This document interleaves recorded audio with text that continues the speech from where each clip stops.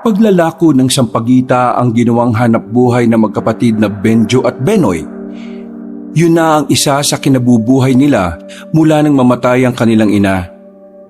Habang ang kanilang ama naman ay nalulong sa sugal at alak. Mahirap lamang ang kanilang buhay. Hindi palagi ay meron silang kinikita. Pero sa kalagitnaan ng kanilang paghihikahos, isang lihim pa ng isang baryo na nadaanan nila ang kanilang matutuklasan. Malalaman nila na meron palang isang lugar dun sa kanila na talagang pinamumugaran ng aswang. At doon pa sila madalas na magtinda ng sampagita. Nagtataka sila noon kung bakit hindi sila ginagalaw ng mga aswang. Kalaunan ay malalaman nila kung bakit. Ganoon pa man, magkakaroon pa rin ng kaguluhan kahit pilit na sinasabi ng magkapatid na hindi masasama ang mga aswang. Magiging marahas sa mga manunugis na siya namang ikagagalit ng mga aswang.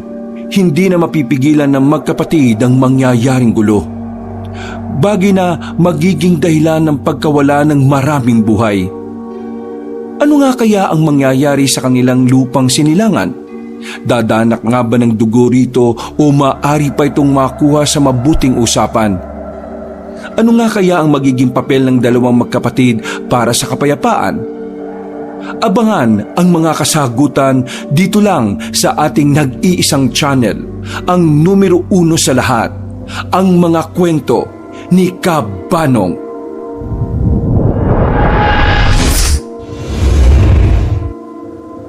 Taob na naman ang kaldero at nakakalat pa ito sa sahig nang makabalik na ng bahay ang magkapatid na Benjo at Benoy.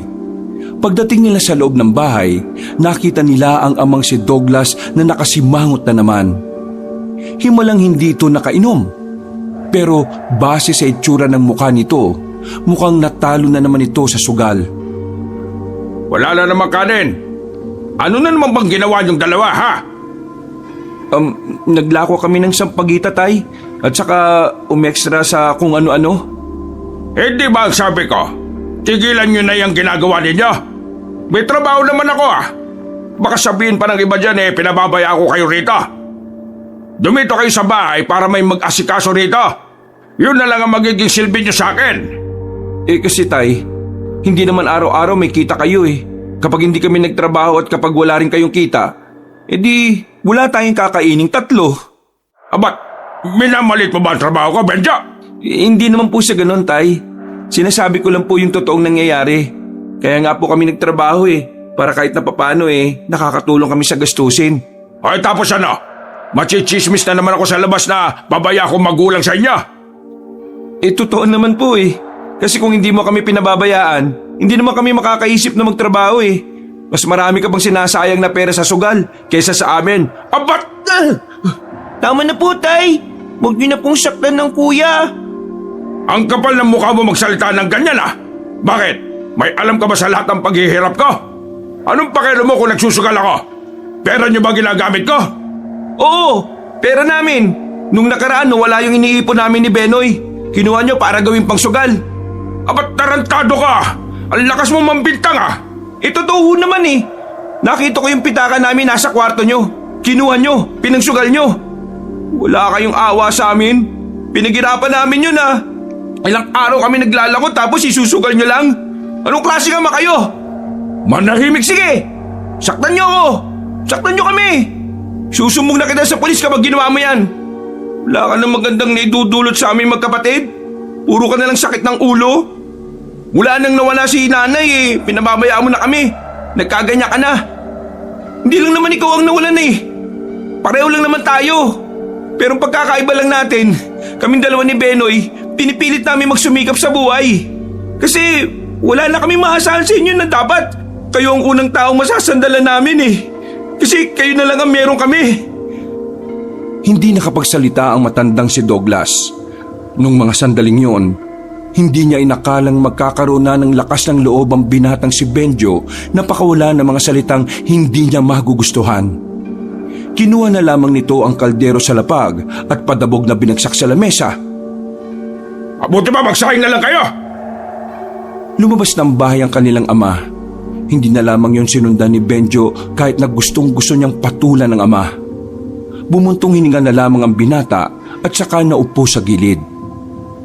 Kuya, bakit po ganun sa atin si tatay? Hindi niya po ba tayo mahal? Mahal tayo ni tatay, pero naliligaw lang siya ng landas. Hayaan mo na. Ang mahalaga, nandito naman ako para sa'yo. Di naman kita pababayaan eh.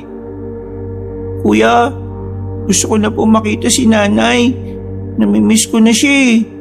Si tatay kasi lagi na lang galit sa atin. Kung nasaan man si nanay ngayon, alam kong binabantayan niya tayo. Kaya ikaw magpapakabait ka lang. Huwag kang gagaya kay tatay. Huwag magsusugal kasi masama yun. Opo, kuya. Kayo po ang gagayahin ko kasi kayo po ang idol ko eh. Sus, nambola ka pa. Ang mabuti pa, bumili ka na lang ng bigas kay Aling Wanda para naman makapagsaing na tayo. Alam ko nagugutom ka na rin eh. Agad na lumabas ang batang si Benoy. Napapahawak naman sa pisngi ang binatang si Benjo. Malakas ang sampal na natanggap niya sa kanyang ama. Kaya naman, kahit ilang minuto na ang nakalipas, ramdam na ramdam niya pa rin ang palad ng ama sa pisngi niya. Nilinis na lamang ni Benjo ang mga nagkalat na kanin sa sahig. Napapabuntong hininga na lamang siya dahil sa paulit-ulit na nangyayari sa bahay nila. Kung siya nga lang ang masusunod, matagal na niyang iniwan ng ama nila. Pero alam naman niyang hindi yun gusto ng kanyang kapatid. Hindi naman kasi dating gano'n ang kanilang ama. Maayos naman ito noon. Hindi man ito sweet sa kanila, pero hindi ito madalas magalit. Mahinahon nitong nakakausap at hindi nagbabarumbado. Nagbago lang talaga ang lahat nang mawala ang kanilang ina dahil sa sakit na cancer sa dibdib.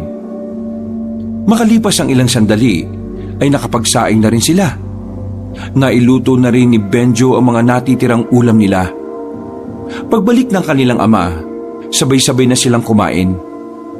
Hindi nagsasalita si Mang Douglas. Parang nagmamadali nga itong kumain dahil wala pang 5 minuto, tumayo na ulit ito at kinuha ang nakasabit na jacket sa pintuan. Saan naman po kayo pupunta? Huwag mo akong pakialaman. Asikasuhin mo lang yung kapatid mo. Manahimik ka baka masampal na naman kita. Huwag kayong masyadong papagabi Anong huwag masyadong papagabi? Gabi na Padabog na lumabas at sinarado ni Mang Douglas ang pinto. Hindi na lamang inintindi ng magkapatid ng kanilang ama. Itinuon na lamang nila ang atensyon sa kinakain. Matapos yon, inihanda na nila ang kanilang tutulugan. Sa maliit at yari sa kawayan na sala nila, natulog ang dalawa. Naglatag lang sila ng abanikong banig at iisang unan. Nauna nang nakatulog ang batang si Benoy, habang si Benjo ay nakatulala pa rin. Naiisip niya ang inaalok sa kanyang trabaho ng tito ng kaibigan niya. Trabaho yun sa Maynila na kung saan mas malaki ang kinikita kumpara sa pag-extra-extra niya at pagtitinda ng kung ano-ano. Pero hindi niya pa rin kayang iwan si Benoy. Alam niyang kapag nagkahiwalay silang dalawa, magiging kawawa ang kalagayan nito.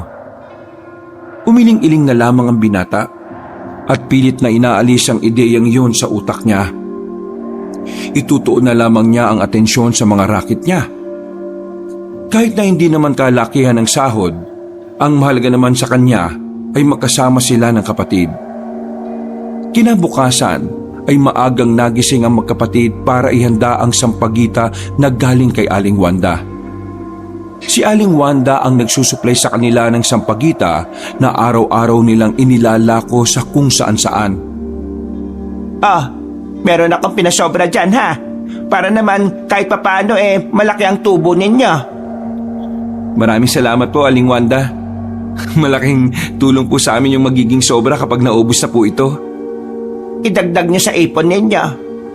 Alam nyo naman na mahirap ang buhay, lalo na kapag wala kang madudukot. Yung ipon po namin, kinuha na ni tatay, tapos Uy, Benoy! Ano ka ba? Sinabi mo pa. kinuha ng tatay nyo ang ipon yung dalawa. Abay, pambihira naman talaga, oo. Nasaan na ba yung Douglas na yan? Huwag niyo na po siyang intindihin. Ayos lang naman. Hindi! Sira ulo tong tatay ninyo. Kaya ko nga kayo pinagtitinda ng sampagita para makapag-ipon at may sarili kayong pera. Hay, Douglas! Lintik kang matanda ka, ha? Pumasok ng kanilang bahay ang matandang si Wanda. Naabutan ng matandang babae ang kanilang ama na nakahilata sa papag. Agad na pinalo ni Aling Wanda si Mang Douglas sa paa gamit ng tsinelas. Ano ba, Wanda? Bakit ka ba narito sa bahay namin? At bakit ka nang iistorbo ng tulog? Ang kapal na mukha mo! Ano itong sinasabi ng dalawa na kinuha mo raw yung pera nila at pinangsugal mo pa? Hindi ka na nahiya sa dalawang ito? Wala na ba talagang kahihiyan na meron sa katawan mo? Bakit ka ba nakikialam? Parte ka ba ng pamilyang to? Hindi ako parte ng pamilya, pero matalik na kaibigan ko si Nida. Hindi ko kayang isipin na ginaganito mo ang anak ng matalik kong kaibigan. Kaya ikaw, ha, ayusin mo ang buhay mo. Kasi kapag ako napuno sa iyo, Douglas, ipapadampot na talaga kita sa pulis. Hindi na nakapagsalita ang matandang lalaki.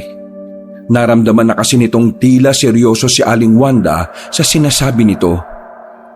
Hindi na naman kasi lingid sa kaalaman nila na kayang-kayang gawin yun ni Aling Wanda.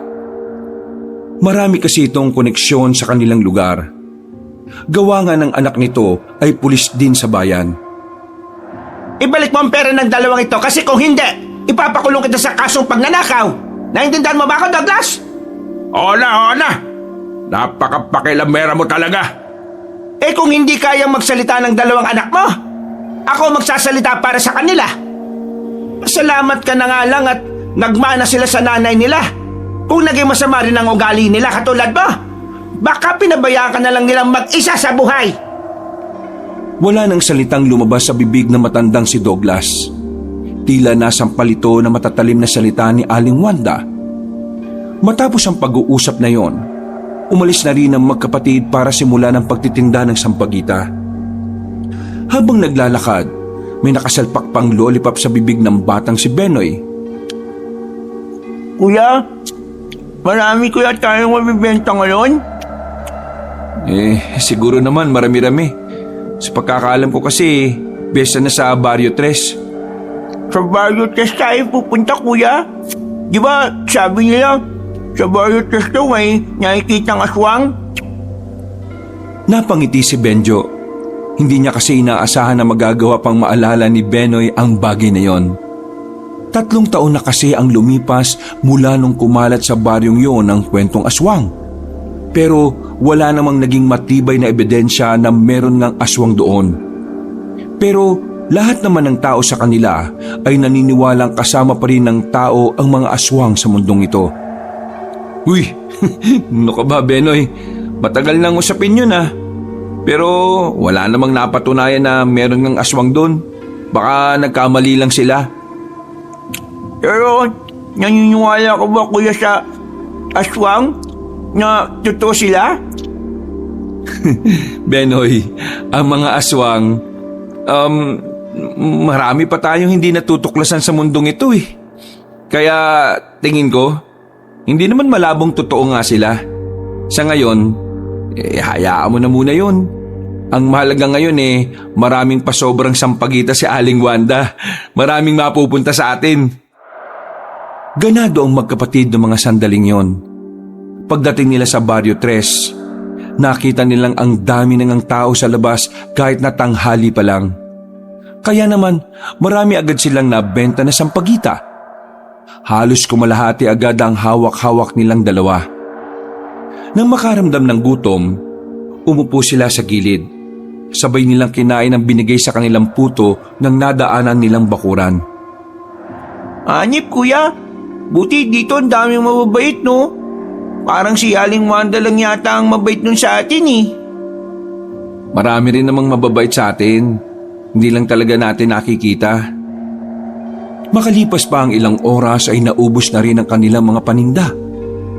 Inabot na sila ng gabi sa baryong yon. Uuwi na sana sila pero kailangan pa nilang hanapin ang sisiw na binili ni Benoy. Nakatakas kasi yun at tumakbo palayo. Kuya, Kailangan ko sumanap ha. Kawawa naman siya eh. Baka masagasahan siya sa kalsada o kaya baka kainin siya ng pusa. Pambira naman talagang sisiw yan, oh. Saan mo ba kasi nakitang tumakbo? Doon! Papunta doon oh! Tinumbok nila ang direksyon na sinasabi ni Benoy. Narinig nila ang tunog ng sisiw kaya mas lalo silang nagkaroon ng dahilan para magpatuloy. Matalas ang mata ni Benoy kaya kahit medyo madilim, nakita nito ang sisiw na tumakbo papasok ng kagubatan. Dali-dali silang tumungo roon. Hanggang sa hindi na nga nila namalayan na unti-unti na pala silang napapalayo. Nasa kalagitnaan na sila ng gubat nang mahuli na nila ang sisiw. Ikaw pasaway ka Bakit mo kami pinahabol Sinuyod ni Benjo ng tingin ang buong paligid. Nakakaramdam ng kaba ang binata dahil sa posibilidad na merong ahas na tumuklaw sa kanila. Aalis na sana sila roon nang biglang may narinig silang tinig ng matanda na parabang nahihirapan. Tinig yun ng isang matandang lalaki. Humihingi ng tulong sa kanila. Kahit na nakakaramdam ng kaunting kaba at pagkailang dahil sa lugar, Tutulungan ba natin ang naririnig natin, kuya? oo, baka mamaya kailangan na kailangan niya ng tulong natin.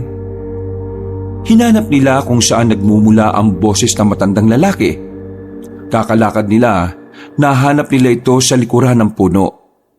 Nakasandal, sugatan ang buong katawan. Hindi na makagalaw. Ano pong nangyari sa inyo? Bakit ang daming sugat ng buo nyo katawan? May nakaaway po ba kayo? Pakiusap. Kunin niyo sa bulsa ko ang itim na tela na may laman na itim na bato. Isubo niyo sa bibig ko. Hindi ko maigalaw ang buong katawan ko. Itim na tela na may itim na bato? Agad-agad na kinapa ni Benjo ang bulsa na matanda. Nakuha niya nga roon ang sinasabi nito. Hindi man alam ng dalawa kung para saan ang itim na bato, pero isinalpak niya pa rin yun sa bibig na matanda. Nilunok yun ng matanda at sandaling huminga ng malalim. Mga ilang sandali lang nawala na rin ang hingal na matanda. Nakita nilang naigagalaw na rin ito ang kanyang mga kamay. Kaya naman nakahinga na rin ng maluwag ang magkapatid. Ano pong nangyari sa inyo? Bakit ang dami niyo pong sugat? Inasake ako ng mabagis na hayop habang naghahanap ako ng mga halamang gamot. Bakit po kayo naghahanap ng halamang gamot? Albularyo po ba kayo? Oo, isa akong albularyo. Pero ayos na ba talaga kayo? Masakit pa rin ang mga hiwa ko sa katawan at braso. Pero kakayanin ko naman na. Namanhid lang talaga ang buong katawan ko kanina dahil sa kirot. Teka, ano bang pangalan ninyong dalawa? Bakit kayo nasa kagubatan ng ganitong oras? Ako nga po pala si Benjo. Ito naman po ang kapatid kong si Benoy. Yung alagang sisiw po kasi nitong kapatid ko, hinabol namin hanggang sa makarating kami dito sa kagubatan. Diyos ko, salamat naman sa sisiw na yan. Kung hindi dahil sa sisiw na yan baka wala nang nakakita sa akin dito. Baka patay na ako kanina pa. Sa susunod po, mag-iingat kayo. Masyado pong malawak ang gubat Hindi po natin alam kung anong klaseng mga hayop na pwedeng umatake sa atin. Kagaya na lang ng alin, ng aswang. Natahimik ang magkapatid. Kung nakikita lang siguro ni Mang Karyo ang mukha nito, malamang sa malamang ay makikita nito ang kaba ng dalawa. Biro lang. Ay nako. Teka, pwede niyo ba akong tulungan makatayo? Inalalayan ni Benjo at Benoy ang matanda. Parang gegewang-gewang pa ito, kaya inalalayan nila itong makalakad. Ihatid na lang po namin kayo sa inyo. Nako, hindi na. Makakaabala pa ako. Isa pa, masyado nang madilim sa gubat. Kakayanin ko namang maglakad na mag-isa. Hindi ho. Kagagaling nyo lang po kanina sa matinding kirot Paano kapag umatake na naman? O kaya, papaano kung yung sunod na umatake yung umatake sa iyo ngayon? Maraming salamat sa kabutihan, iho. Pero hindi na nila ako aatakihin. Pero kung gusto nyo talaga ako ihatid, ihatid nyo na lang ako sa kalsada. Itong daan pag diniretso natin, doon nyo na lang ako ihatid. Tumango na lamang si Benjo. Pinagpatuloy nila ang kanilang paglalakad. Hanggang sa marating na nga nila ang sinasabi ng matanda. Huminto na sila habang ang matanda naman tumawid na rin patungo sa kabilang kalsada. Pero bago ito pumasok ulit sa kagubatan, gumiti ito at nagpasalamat. Maraming salamat sa inyong dalawa. Isang buong angkan ang iniligtas ninyo. Ngayon ko napatunayan na talaga palang may mga taong mabubuti. Balang araw, makakabawi rin ako sa inyo. Noong mga sandaling yon, saka lamang nagtaka ang binatang si Benjo. Sa pagkakaalam niya kasi, tao lang din naman ang mga albularyo. Hindi niya magawang isipin kung papaanong kinaya na matanda ang maraming sugat sa katawan. Nagtaka rin siya kung anong itim na bato na nilunok ng matanda. Tingin niya kasi, ang batong yon ang dahilan kung bakit nagkaroon ng lakas si Mang Carrion. Kuya, hindi natin nalaman yung pangalan niya. Kaya nga nawala rin kasi sa isip ko Pero ayos na yun. Ang mahalaga, ayos na siya. At sana lang makabalik siya sa kung saan man siya galing. Nakaalis naman ang kagubatan ng dalawa. Nakasakay na rin ng tricycle para makauwi. Pagdating nila ng kanilang bahay, sa labas pa lang ay naririnig na nila ang ingay sa loob. Inimbita na naman kasi ng kanilang ama ang mga barkada nito para mag-inuman. Kaya naman wala silang choice kundi ang tumambay na lang sa labas habang naghihintay na matapos sa mga yon. Kuya, kung pumunta kaya tayo kay Aling Wanda, baka umaga pa matapos yung mga yan Wag na, nakakahiya naman. Di ba ibibigay din naman natin sa kanya yung pera? Bukas na lang, baka nagpapahinga na rin yung tao ngayon. Ang gara kasing tatay Ang liit na nga ng bahay natin, nagpapapunta pa ng mga bisita sa loob. Hayaan mo na. Kapag nakaipon tayo ng malaking pera, bibili na tayo ng sarili nating bahay para hindi na tayo naabala kapag magpapahinga tayo. Inabot ng madaling araw bago matapos ang pag-iinom ng kanilang ama. Nakatulog na nga ang batang si Benoy. Binuhat na lamang ito ni Benjo papasok ng kanilang bahay. Inabutan nila matandang si Mang Douglas na nakabulagta sa lapag. Malakas ang hilik nito. Sandaling nilinis na muna ni Benjo ang mga kalat at saka sila naglatag ng banig. Dahil kahit na kailan, wala talagang pakialam sa kanila ang kanilang tatay kung mapuyat sila o hindi. Kinabukasan, kinuha agad nila ang paninda mula kay Aling Wanda. Araw ng linggo noon kaya nagmamadali silang tumungo sa simbahan. Pagdating nila roon, maaga pa lang ay marami ng tao. Marami kagad silang nabenta. At habang nagpapahinga sa gilid, nakita nila ang kanyang kaibigan na si Jojo at agad naman itong lumapit sa kanila. Pre, long time no see Uy, pinagsasabi mong nung nakaraan lang nagkita pa tayo. Ano bang gagawin mo rito? Mukha namang hindi ka magsisimba Magsisimba nga sana ako. Kaso yung kasama kong magsimba hindi na makakarating. Kakainis nga Magsisimba ka? Ganyan ang suot mo? Sino ba yun? Basta, hindi mo to kilala. Puro ka nalang babae. Bumili ka na lang kaya sa amin para matuwa naman ako sa'yo. Oo nga po, Kuya Jojo. Bili ka na sa amin. Para naman may ambag ka sa buhay ni Kuya Benjo. Aba, sira ulo tong kapatid mo O na, bibili na ako. Sakto, wala na kaming sampagita sa altar namin Bigyan mo ako 5. 5? O to, yan. Yan ang gusto ko sa'yo Ano? May gusto ka sa akin? Baliw! Natapos ang misa, paglabas ng mga tao ay agad na naubos ang kanilang panindang sampagita. Dahil dito, mas maaga silang makakauwi ng kanilang bahay. Wala pang tanghalian ay wala na silang gagawin. Gusto pa sana ni Benjo na umextra pa sa ibang trabaho para may pandagdag. Pero mas minabuti na lamang niyang samahan ng kanyang kapatid sa bahay. Nagluto na lamang siya ng makakain nila. Ang ama nila, wala na sa bahay nung mga sandaling yon. Sa pagkakaalam ni Benjo, may pinuntahan na naman itong sabungan. Habang nagluluto si Benjo, dumating si Aling Wanda. May dala-dala itong kakanin. Naka Benjo, halika nga rito. Kunin mo na itong tira. Hindi naubos kanina eh. Pero marami-rami pa ho ito ah. Hayaan mo na. Kunin mo na.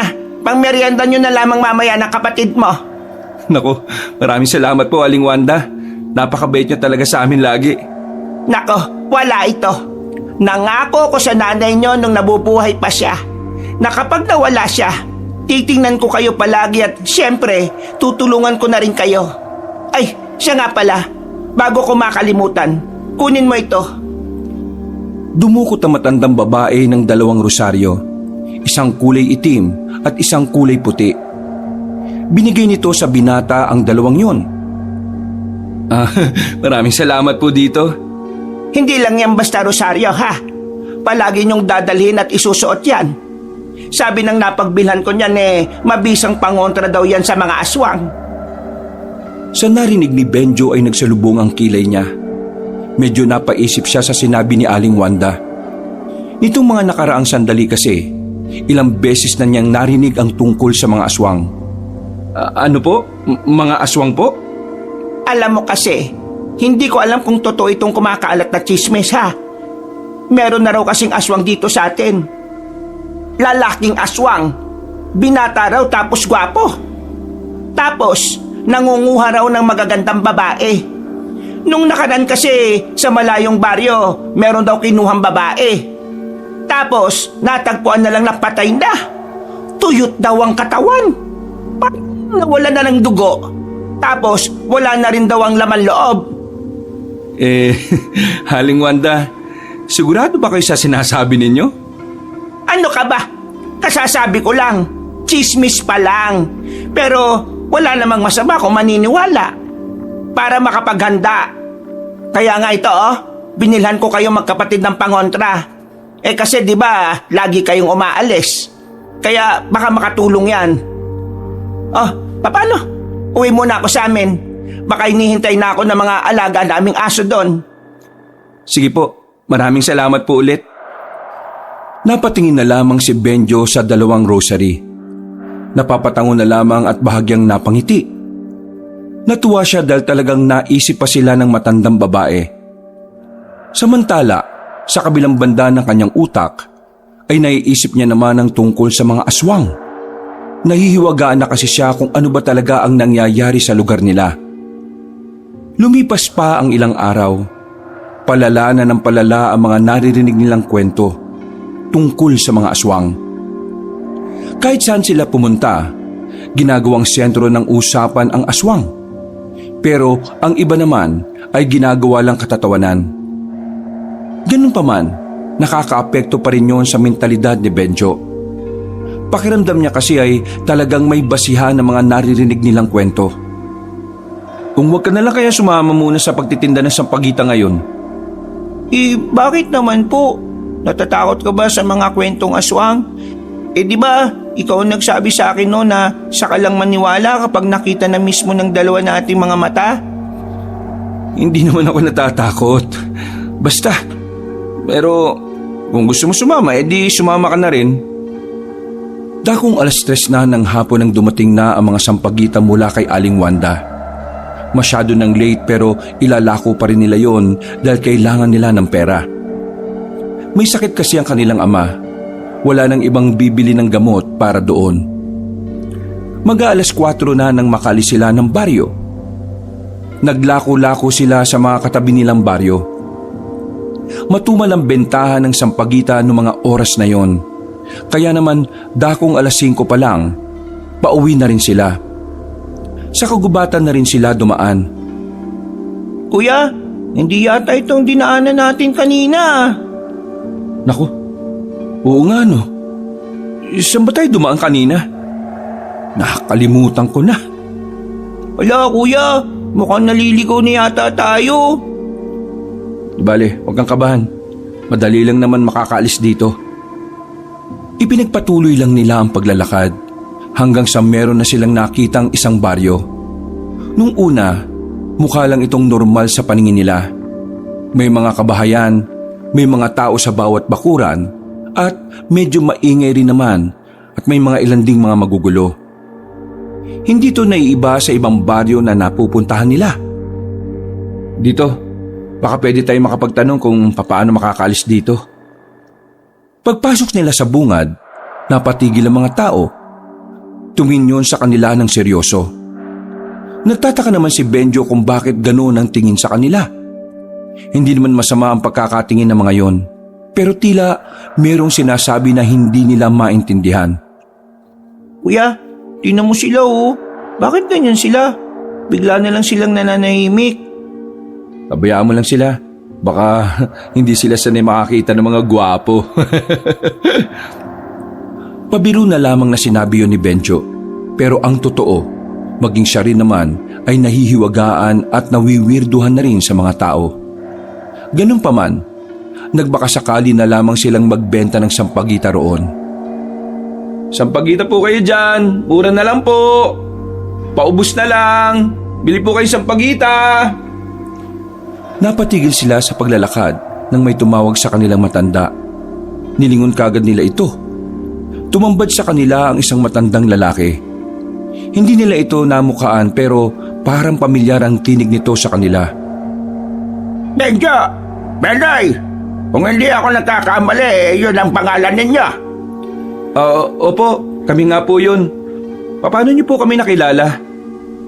Teka, parang pamilyar nga po ang boses ninyo sa akin eh.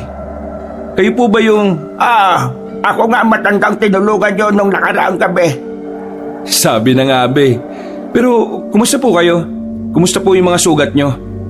Eto, maayos naman ako. Maraming salamat ulit sa inyong tulong. Ay, siya nga pala. Narito ba kayo para magbenta ng tinda niyong sampagita? Opo. Pauwi na po kasi sana kami. Dumaan po kami sa gubat tapos naligaw-ligaw na kami. Aksidente lang po na nakita namin tong baryo ninyo. Kaya heto, nagbabaka sakaling makabenta. Huwag kang mag-alala. Mababait ang mga taga-baryo Urdaneta. Mababait po kayong lahat. Ibig sabihin, bibilin po ninyo ang lahat ng natitira naming sampagita? Uy, ano ka ba? Nakakaya yung sinasabi mo, no? Di ba yun naman po ang pinunta natin dito, kuya? Ang mapaubos itong mga tinda natin? Tama naman ang kapatid mo, Benjo. Kaya ngayon, uubusin namin ang mga tinda ninyo. Mga kasama, ang dalawang ito nagligtas sa akin nung nasa kagubatan ako. Bilhin natin ang mga tinda nila bilang pasasalamat sa kanilang ginawa. Naku, nakakaya naman po. Nakangiting naglapitan ng mga taga roon. Wala nang nagawa pa si Benjo nang bumili ang mga residente. Hindi nagtagal, wala na silang hawak-hawak na sampagita. Tuwang-tuwa ang magkapatid. Buong akala kasi nila ay hindi na sila makakaubos ng paninda dahil anong oras na rin silang nagsimula. Nako, maraming salamat po, ano nga po palang pangalan nyo? Kung ayos lang sa inyo, dumaan na muna kayo sa bahay namin at doon ako magpapakilala sa inyo. Malapit na po kasing gumabi. Baka abutin na po kami ng dilim. Huwag kayong mag-alala. Ihahatid namin kayo pagpauwi na kayo. Halika kayo. Hindi na nakatanggi pa ang binatang si Benjo. Sumunod na lamang sila sa matandang lalaki hanggang sa makarating na nga sila sa bahay nito. Pinapasok sila na matanda sa loob ng bahay at pinaupo sa mahabang upuan. Ipagtitimpla ko kayo ng masarap na tableya at ilalabas ko ang itinara kong puto. Naku, maraming salamat po talaga. Sobra-sobra na po ang ginagawa ninyo para sa amin. Hindi. Kulang na kulang pa nga ito kung ikukumpara mo sa pagligtas mo sa buhay ko. Ay, siya nga pala. Ang pangalan ko ay Carrion. Pero kung anong gusto niyong itawag sa akin ay wala namang problema. Ang swerte po siguro ng mga anak niyo, Mang Carrion. Ngumiti ng mapait ang matandang si Carrion. Nakitaan ni Benjo ng lungkot ang mukha nito, kaya agad niyang binawi ang kanyang sinabi. Mukhang hindi ko po yata dapat sinabi yun. Pasensya na po. Bakit po? Nasaan po ba mga anak niyo, Mang Carrion? Wala na sila. Sumama sila sa nanay nila noon pa. Matagal na akong mag-isa. Pero masaya ako kasi alam kong nasa maayos na kalagayan naman ng mga anak ko. Kapag nalaman nila kung gaano po kayo kabuting tao, nasisiguro ko pong magiging proud sila sa inyo. Sana nga. Sana nga ganoon ang mangyari. Ngumiti na lamang ang matandang si Mang Carrion at inihanda na rin ito ang tableya at puto. Mga ilang sandali lang ay sabay-sabay na silang kumain. Noong mga sandaling yon, marami silang napag-usapan na matanda. Kung saan-saan na napunta ang usapan hanggang sa hindi na nila namalayan ang oras. Dakong 8:00 na ng gabi, nagpaalam na ang magkapatid na uuwi. Masaya sila noong mga sandaling yon. Sa sobrang saya nila, hindi na napansin ni Benjo ang mga kakaibang bagay sa paligid. Hindi na niya napansin na ang baryong yon ay hindi pala talaga normal. Masyado siyang nabulag dahil sa pagkalibang. Sigurado po ba kayong ihatid niyo pa po kami? Nakakaya naman po. Sige na kuya, patid na po tayo. Natatakot po ko sa gubat baka po may aswang. Sa sinabing yun ng batang si Benoy, biglang natahimik si Mang Carrion at ang ilang kasama nila sa paglalakad. Pero maya-maya lang din ay sabay-sabay na natawa mga yon. Bagay na ipinagtaka ng magkapatid. Nako, wala namang aswang Hindi totoo yan. Pero ang sabi po sa amin ni Aling Wanda, tuturo po mga aswang. May nabiktima na nga raw po ang mga yun Panakot lang nila ang mga aswang sa mga katulad mong bata. Para maaga kayong matulog sa gabi. Alam mo naman ang matatanda kung ano-ano na lang ang sasabihin sa mga bata. Nahihirapan na rin kasi silang magsaway sa inyo Napapakamot na lamang sa ulo ang batang si Benoy. Pero nanahimik na rin ito nang magsimula na rin silang maglakad. Habang nasa kagubatan, nawala na rin ang pangamba ni Benjo. Sa totoo lang kasi, gusto rin naman niyang may kasama sila ni Benoy sa paglalakad. Lalo na't hindi rin naman nila alam kung saan ang palabas ng gubat. Kaya naman, isang malaking tulong ang presensya ni Mang Carrion at ang mga kasama nito. Dito na lang po kami. Kalsada na naman po ito Maraming salamat po sa paghatid nyo at sa masarap pong tableya at puto. Sana po may susunod pa. Walang anuman. Mabuti kang tao. At ang mga mabuting tao na gaya mo, ng kapatid mo, ay lubos naming iginagalang at pinahahalagahan. Huwag kayong mag-alala. Kung totoo man ng mga aswang, hindi nila kayo magagalaw. Pinapangako ko yan sa inyo. Marami pong salamat, Mang Carrion. The best po talaga kayo. Nako, marunong din pala mambola ang batang ito. Natutunan niya po yan sa mga kalaro niya Nagtawanan sila sandali at pagkatapos noon, naglakad na rin ang magkapatid palayo. Magaan ang kalooban ni Benjo sa mga sandaling yon. Wala na siyang nararamdamang takot o pangamba kahit na sila na lang ang tao sa kanilang dinaraanan. Bandang 10:00 na nang makauwi na sila sa kanilang baryo. Pero bago sila makarating sa kanilang bahay, nadaanan nila ang barangay hall na maraming tao sa labas. Nung una, inakala ni Benjo na maraming namimigay na naman ng libreng bigas. Pero nagbago ang iniisip nila nang marinig niya ang sinabi ng isang lalaki sa gilid. Ha? Aswang na naman? Ano na naman bang nangyari? Uy! Oh, Jojo! Bakit parang gulat na gulat ka? Benoy, sabog ba kuya mo? Ano pong sabog? Uy, umayos ka nga sa mga sinasabi mo ha. Hindi alam ni Benoy yung ganun. Ay, wala. Ang sabi ko, bakit ngayon lang kayo umuwi? Pinaubos pa namin yung natirang mga sampagite eh. Pero ano bang meron dito? Bakit ang daming tao?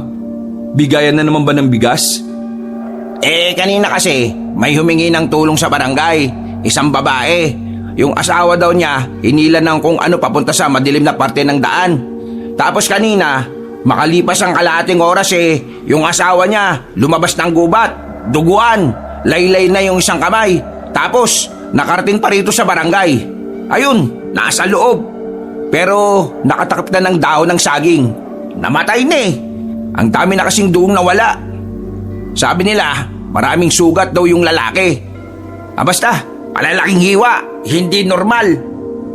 Narinig nyo naman yung sinasabi nila, di ba? Baka raw aswang ang pumatay. Kwento kasi ng babae, siya raw dapat ang hihilahin kasi buntis siya. Pero umanang yung asawa niya. Kaya yan, panaw. Napalunok ng laway ang binatang si Benjo nang sabihin yun ng kanyang kaibigan. Tingin mo pre, may aswang talaga rito sa atin? Tingin ko, aswang talaga eh. Yun ang kwento ng babae ah. Hindi naman mukhang siraulo yung babae para mag-imbento siya ng kwento. At saka, kitang-kita sa mukha niya yung takot eh. Kung totoong may aswang, bakit biglaan naman? Ha? Anong biglaan? Ano bang gusto mo? Pagpapaalam muna yung aswang na darating siya para makapaganda ang mga biktima niya? Malamang biglaan nga yan para makapambiktima siya. Hindi, ang ibig ko sabihin, di ba wala namang ganyan dito sa atin noon? At yung usapan sa aswang, hanggang Barrio 3 lang yun eh. Bakit nakarating na rito sa atin? Alam mo naman na may tenga't mata ang chismis, di ba? May paan na nga rin kaya kung saan saan nakakarating. Kaya ikaw pre pati na rin ikaw Benoy, mag-ingat kayo palagi. Ang usap-usapan pa naman ang kinukuha ng aswang bata at mga babaeng magaganda o kaya buntis. Ay Diyos ko, nakakalungkot na talaga ang buhay ngayon. Kakainin niya rin po ba ako kapag nahuli niya ako? Aba, hindi lang basta kakainin, ipapalamang ka pa niya sa tiyan. Magmumukha kang burger. O kaya naman sahog sa ibabaw ng pizza. Uy, tumigil ka na nga. Tinatakot mo yung kapatid ko eh. O sige na, alis na kami. Maglalakad na sana magkapatid nang biglang may mga dumating na kalalakihan. Isa sa mga kalalakihan na yon ay ang lalaking nangunguna sa paglalakad. Matangkad, maskulado ang katawan at kitang-kita sa kilos nito ang pagiging leader ng mga yon. Yang mga yan, mga manunugis yan na kinausap ni Kapitan. Papa-imbestigan daw kasi yung nangyari sa lalaki. Ayaw nila tumawag ng pulis kasi hindi naman daw maniniwala. Mga manunugis ha? Ayos. Hindi na lamang pinansin ni Benjo ang mga yon. Umuwi na lamang sila ni Benoy sa kanilang bahay. Makalipas lang ang isang oras, dumating ang kanilang ama. Himala na hindi ito nakainom at ang pinakahimala, meron itong dalang pagkain. Inilapag ni Mang Douglas ang daladala nito sa lamesa. Umupo at saka nagbilang ng pera. Mag-iwan na ako ng pera para sa pambili ng bigas at ulam para bukas Baka magastos ko pa ito. Uy, mukhang good mood kayo ngayon tay Sinubukan ni Benjo na makausap ang ama niya. Tingin niya kasi yun ang tamang pagkakataon para kahit papaano ay magkaroon sila ng pag-uusap ng kanyang ama. Ilang araw na rin kasi silang hindi nagpapansinan. Nadalo ko kanina sa color game at sabong. Kaya yan, may pera ako. Kaya pala. Kayong dalawa ng kapatid mo Huwag na muna kayong magtinda ng sampagita. Magbibigay ako ng pera na kakayanin para sa 1 linggo. Mamahinga kayo rito sa bahay. Nakausap ko na rin si Wanda tungkol dito. Si Benoy na lang siguro magpahinga. Magtitinda pa rin po ako, tay. Di ako sanay nang walang ginagawa Alam kong lagi tayong nag-aaway. At alam ko marami akong pagkukulang sa inyo. Kaya nga napag-usapan namin ni Wanda kanina, babawi na ako sa inyo. Hindi ko alam kung mahihinto ko yung pagsusugal.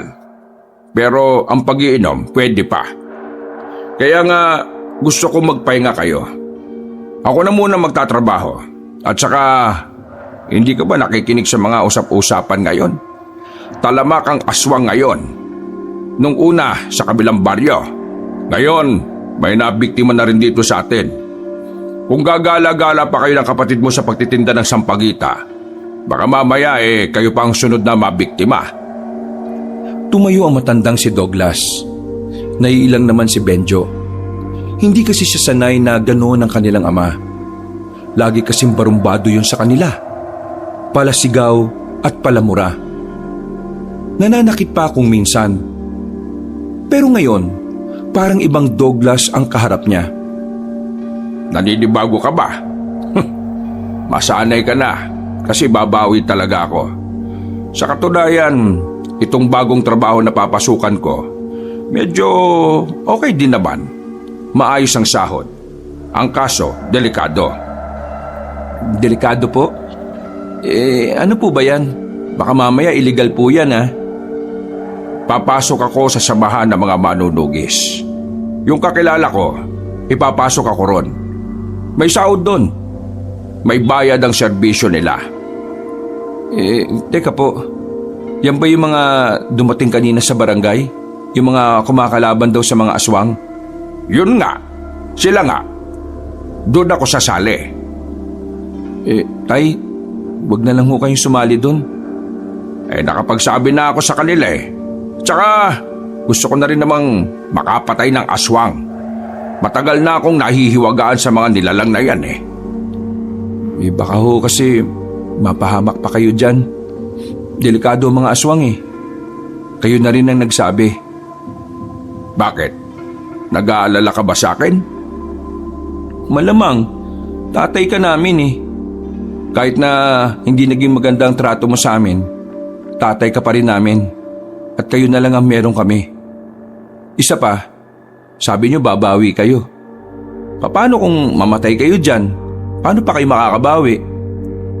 Kaya nga ako sasali sa kanila para patayin din ang posibleng makapanakit sa inyo.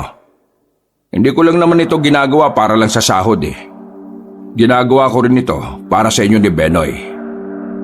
Ay nako, hindi ako sanay sa sinasabi kong ito. Pero seryoso Nagising ako sa mga sinabi ni Wanda. Lintik na matandang yun kasi. Ilang beses akong nasampal. Pero salamat sa kanya kasi napagtanto ko kung ano ang halaga niyo sa akin.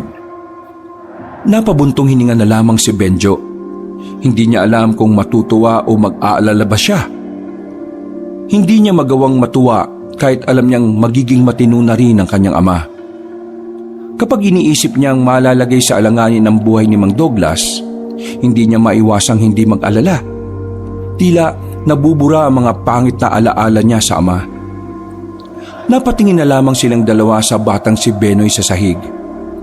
Mahimbing na ang tulog ng bata. Kapag nakikita niya ang nakababatang kapatid, naiisip niya lalo na kailangan nilang makasalba sa pang-araw-araw. 1 linggo ang nakalipas. Hindi talaga nagpapigil si Mang Douglas sa gusto nitong makasali sa mga manunugis. Sa katunayan, 5 araw na itong nagsasanay kasama ang mga bago nitong kakilala.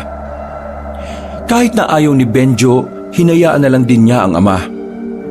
Naisip niya kasi na mas mainam ng ganon ang pinagkakaabalahan ni Mang Douglas kaysa naman bumalik ito sa dating gawi. Masaya ako na nagiging ayos na rin pala ang samahan niyo ni Mang Douglas Pero naiintindihan ko rin ang pag-aalala mo. Piruin mo, ngayon na lang kayo magiging okay, tapos nasa alanganin palagi buhay ng tatay mo. Yun nga rin ang iniisip ko Pero kasi, sabi rin sa akin ni Aling Wanda, hayaan ko si tatay. Kung yun ang paraan niya para makabawi sa amin, kailangan ko nalang suportahan. Paano yung kapatid mo? Alam na ba niya na gano'n na magiging trabaho ng tatay niyo? Hindi ko pa sinasabi. Kung sama mo na lang kaya yung tatay mo sa sinalian niya. Tulig ka ba? Paano naman si Benoy? Sino mag-aasikaso dyan? E di iwan mo kay Aling Wanda. Ayoko rin namang sumali sa mga ganun eh. Hindi ako takot sa aswang ah. Mas gusto ko lang talagang unahin si Benoy. Ano? Tara na ba? May kasama na ba si Benoy sa bahay ninyo? Tara na. Pupuntahan naman siya ni Aling Wanda sa bahay eh. Uy pre, salamat nga pala sa pagsama sa akin ngayon ah. Alam mo naman, delikado nang isama si Benoy sa lakad na ganito. Itong aswang-aswang kasi nauso-uso pa eh. Wala namang ano man yun, pre. Wala rin naman kasi akong ginagawa eh. Sinimulan na lamang nila ang paglalakad dala ang maraming piraso ng sampagita. Una silang tumungo sa simbahan. Kahit na papaano ay nakalahati ang tinda nila. Pero dahil hapon na noon, hindi alam ni Benjo kung mauubos pa ba ang mga yon. Kaya naman naisipan niyang pumunta sa Baryo Urdaneta. Baryo ano? Urdaneta? Oo. Bakit? Hindi mo ba alam ang lugar na yon? Ang dami ko nang napuntahan na baryo dito sa probinsya natin pero yung baryo na sinasabi mo hindi ko alam eh. Kahit pamilyar, hindi. Sigurado ka ba na yun ang pangalan? Oo, yun nga ang pangalan ng baryo.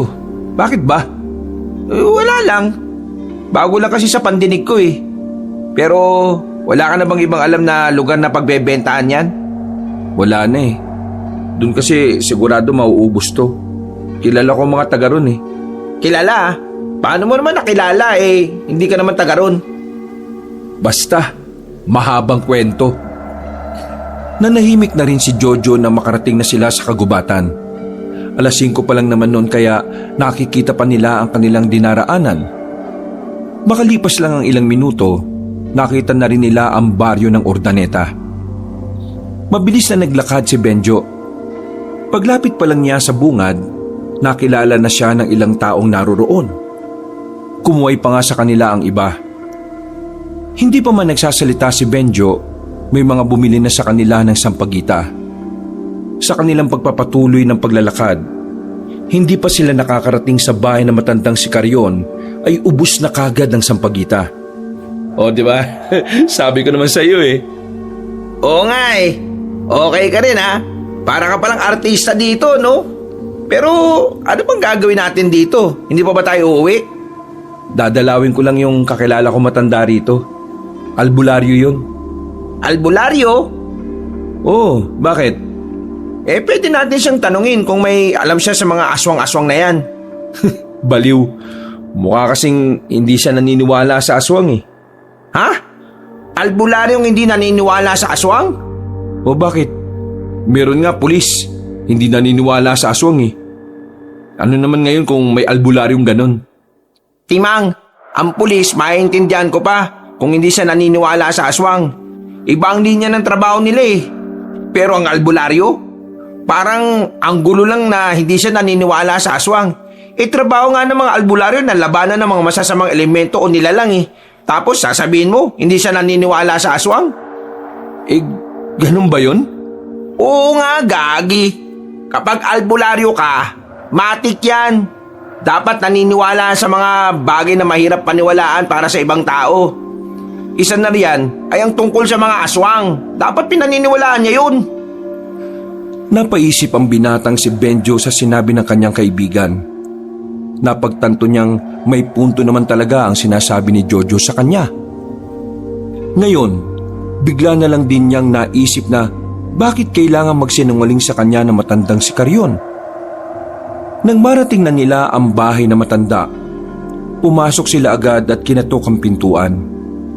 Maya-maya lang ay agad din namang lumabas sa matandang lalaki.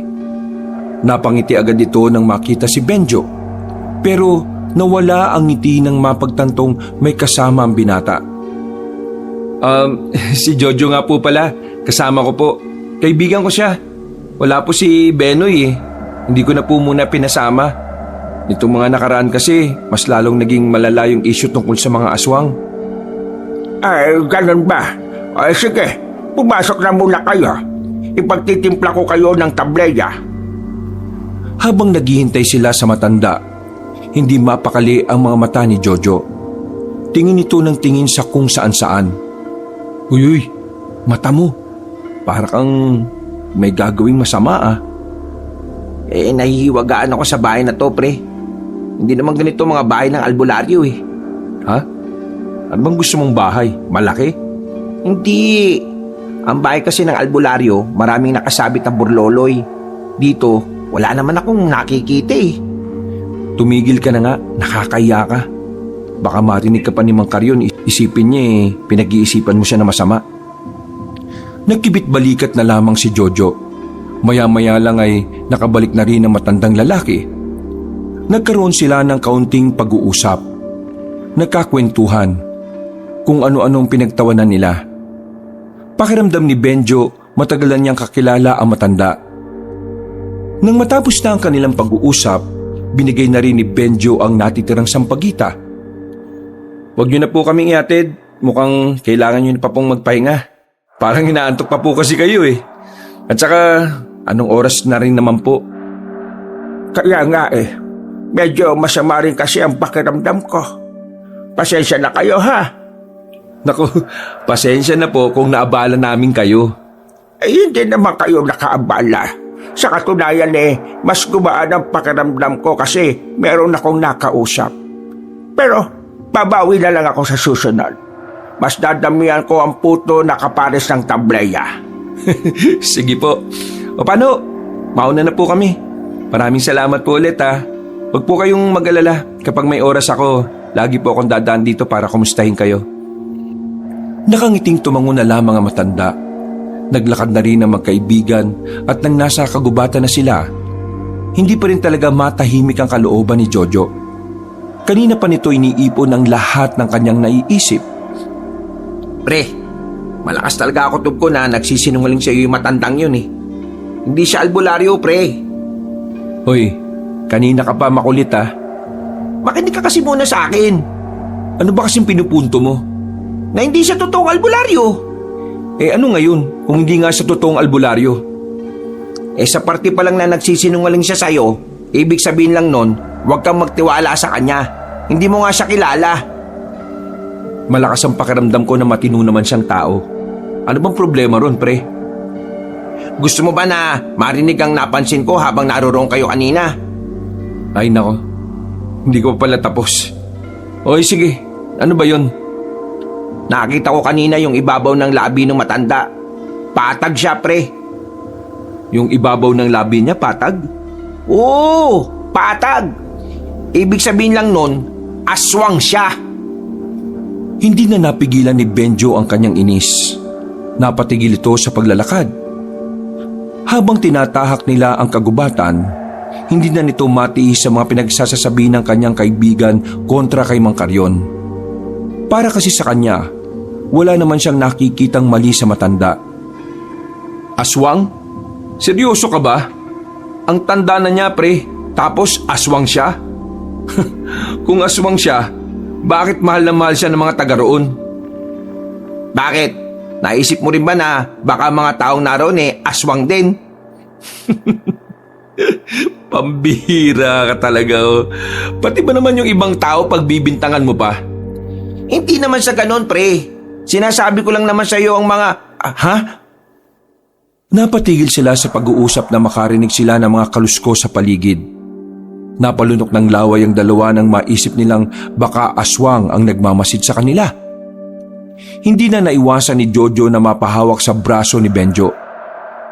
Marahan silang naglalakad. Nakikiramdam. Dumampot na rin ng sanga si Benjo. Sakaling may lumabas at umatake, meron siyang ipampapalo. Sino yan? Lumabas ka dyan!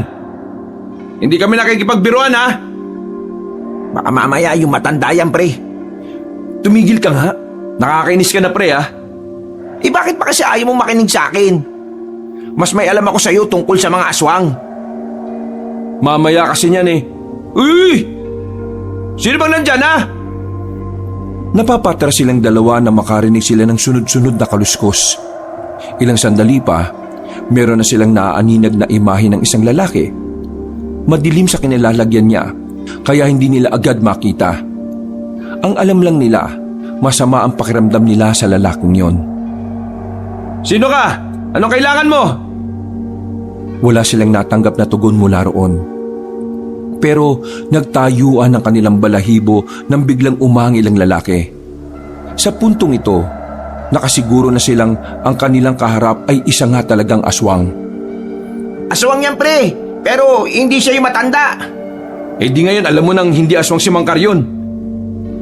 Hindi nagtagal, nakita nilang gumagapang na ang lalaki patungo sa kanila. Tumalon yun at pumaibabaw kay Benjo. Buti na lang ay nahawakan ni Benjo sa balikat ang lalaki para hindi ito makakagat sa liig niya. Jojo, hampasin mo dali! Nang alin? Nang kahit na ano! Kinuha ni Jojo ang nabitiwang sanga ni Benjo. Pinalo ni Jojo ang lalaking aswang sa likuran. Pero sa kasamaang palad, wala namang talabang ginawa niya. Napukaw lang niya ang atensyon ng aswang. Akmang lalapit na ang aswang kay Jojo nang biglang dumating si Mang Karyon. Gumilig kayo, Benjo! Sinunod nila ang sinabi na matanda. Nabigla sila sa sunod na ginawa ni Mang Karyon. Kita nila kung papaanong ibinalibag nito ang lalaking aswang. Parang hindi ito matanda. Pero mas ikinagulat nila ang huli nitong ginawa. May lumabas na mahahabang kuko sa matanda. Kinalmot nito ang kaharap na aswang. Dahil dito ay tumakas ang lalaki. Mang Karyon, anong ibig sabihin nito? Pre, di ba sabi ko sa iyo tama ako?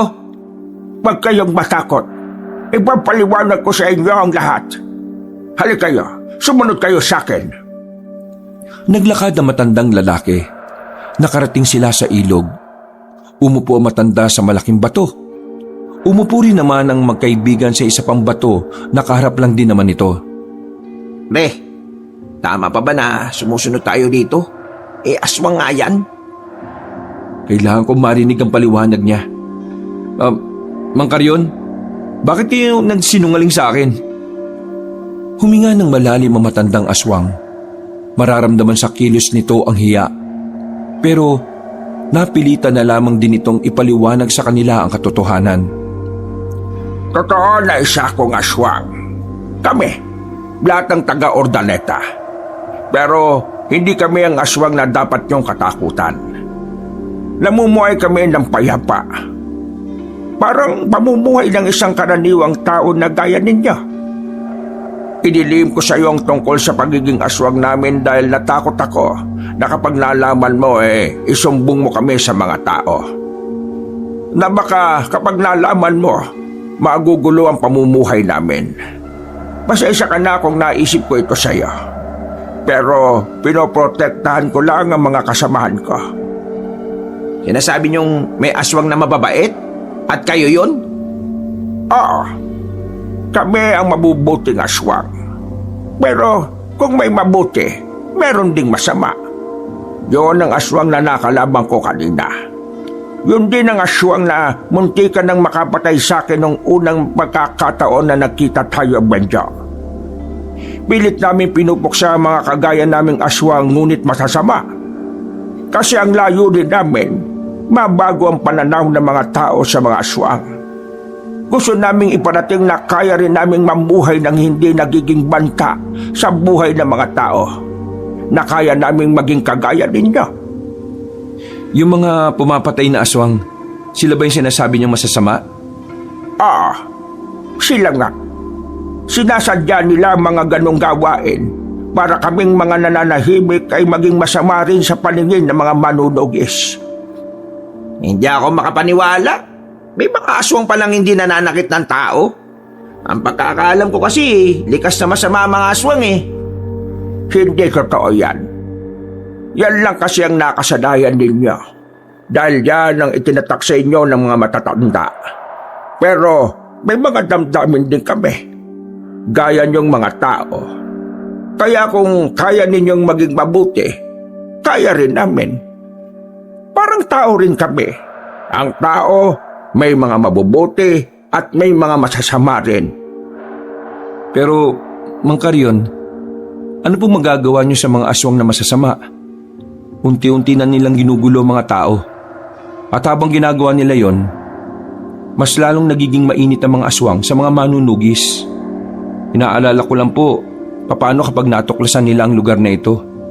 Baka kayo ang mapagbuntungan. Isang malalim na paghinga ang ginawa ni Mang Karyon. Alam na matanda na mahirap pigilan ng masasamang aswang. Ilang taon na rin kasi nilang sinubukan na puksain ang mga yon. Pero sa kasamaang palad, hanggang sa mga sandaling ito ay wala pa silang napapatay. Hindi ko alam, pero iisipin ko pa rin. Kaya sana wala munang makakalam ng tungkol sa amin. Nagtitiwala ako sa iyo, Benjo, at sa kaibigan mo na rin. Bigyan niyo lang ako ng sapat na panahon. Kami mismo ang uubos sa mga mapangahas na mga kalahi namin. Opo, makakaasa po kayo sa amin. Walang sisingaw tungkol sa napag-usapan natin ito. Hindi ko pa ho kayo kilala pero nakikita kong nagtitiwala sa inyo ang kaibigan ko. Kaya magtitiwala na rin ako sa inyo. Kaya ho sana, gawin nyo rin ang parte nyo para sa katahimikan ng lahat. Makakaasa kayo. Ay, siya nga pala. Kapag pauwi na kayo, dito kayo sa gilid dumaan. Mas malapit dito at mas ligtas. Sige po, maraming salamat po. O paano po, naalis na po kami.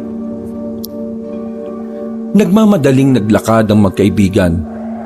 Noong pagkakataon na yon ay nagiging tamang hinala na sila sa bawat madilim na kanilang dadaanan. Pero buti na lang ay nakalabas na rin sila ng gubat. Hindi naman pala natalab tong binigay sa akin na rosaryo ni Aling Wanda. Ang sabi niya kasi, pangontra daw to sa aswang. Pero kita mo naman kanina, nasa ibabaw ko yung aswang na yun. Wala namang nangyari. Pambihira naman oh. Mahirap umasa sa mga pangontra, pre. Mas maganda sa mga lihitimong albularyo tayo bumili ng mga ganyan. Bilisan na nga lang natin sa paglalakad. Baka mamaya masundan pa tayo ulit ng lintik na aswang na yun. Naging payapa naman ang mga sandaling yon para sa dalawa. Nakabalik sila ng kanilang baryo.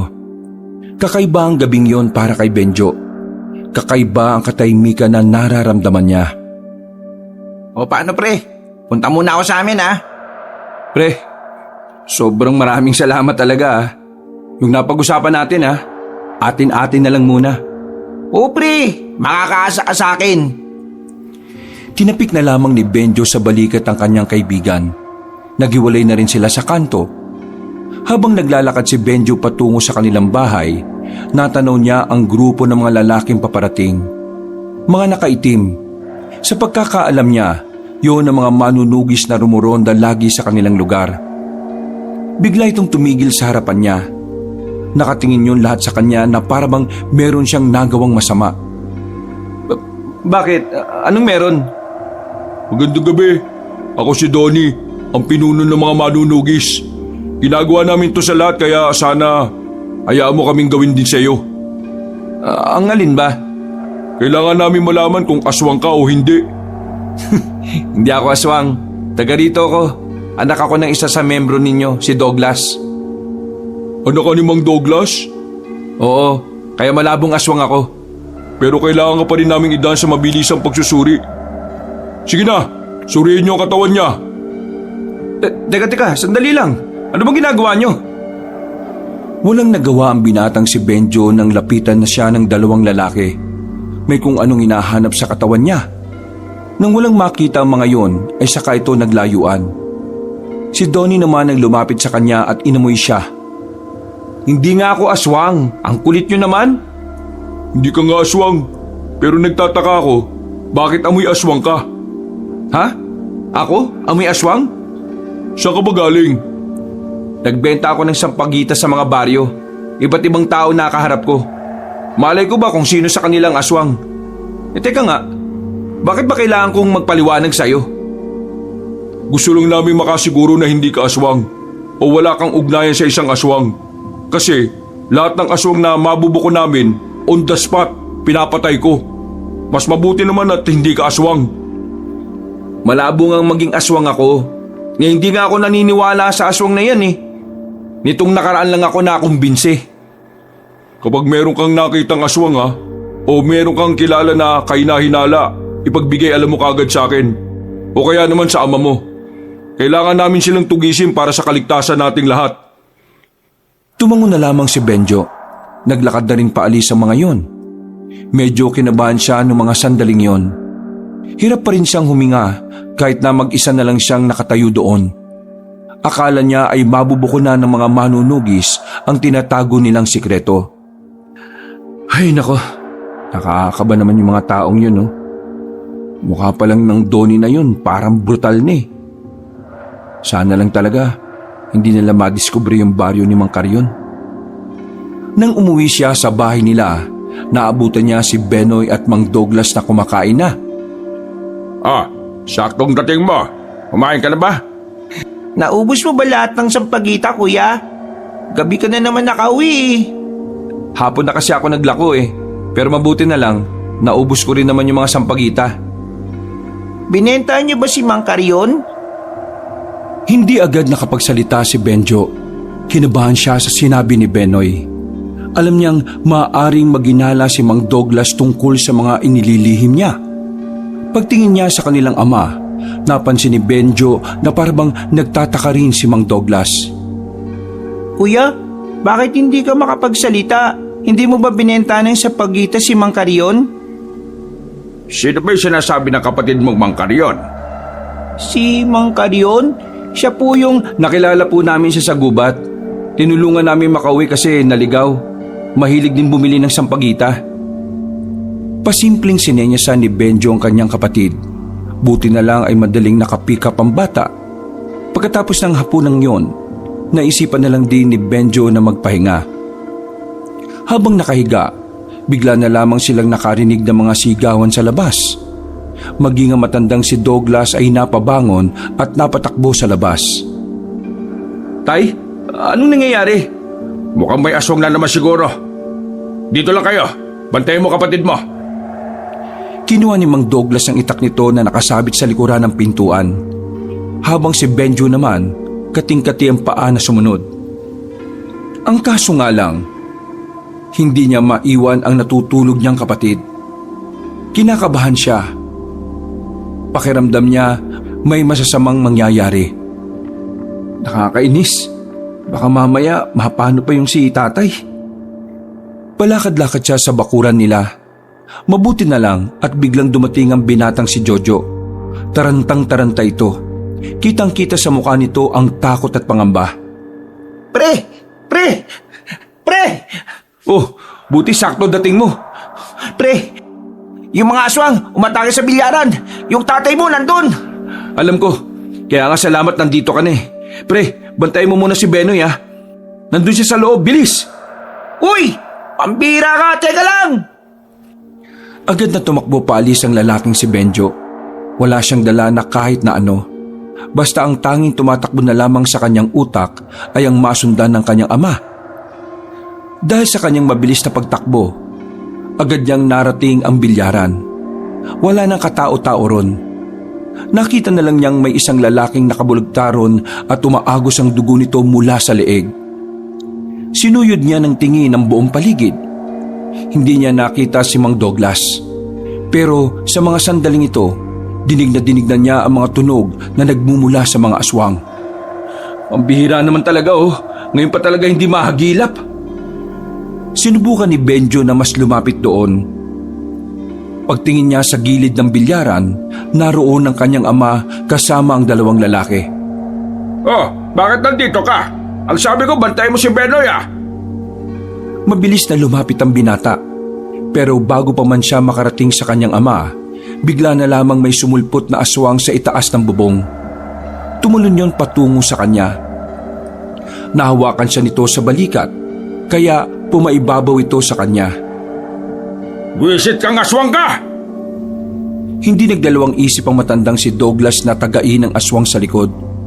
Dahil dito ay agad na dumistansya ang aswang. Mabilis din namang nakabangon ang binata. Takot na takot ito. Sinabi ko naman kasi sa'yo eh. Hindi ka na sana nagpunta rito. Tay, naglala po ako sa inyo eh. Magsasalita pa sana si Mang Douglas pero narinig na nila ang sunod-sunod na pag-angil ng mga aswang. Palagay na mag-ama ay napapalibutan na sila ng mga yon. Hinila siya ni Mang Douglas patungo sa gilid. Tumakbo naman paalis ang dalawang lalaki na kasama nila kaya sila na lamang ang naiwan doon. Huwag kang maingay. Nasaan na ba kasi yung kasamaan ninyo? Sinabi nang huwag kang maingay eh. Nakatago lamang sila sa gilid habang pinakikiramdaman ng mga aswang. Maya-maya lang, naramdaman na lamang nilang malapit na pala yun sa kanila. Pagsilip ni Mang Douglas, saktong nakatingin ng isang aswang. Nalinti ka na. Wala nang nagawa matandang lalaki. Lumabas na rin ito at hinarap ang aswang. Buong tapang nitong pinagtatataga ang aswang pero hindi naman ito makatama agad. Masyadong mabilis ang aswang na yon. Pagtingin naman ni Benjo sa gilid, nakita niya ang isang aswang na magtatangkang lumapit sa kanyang ama. Kahit na wala siyang dalang sandata, hindi siya nagdalawang isip na tumulong kay Mang Douglas.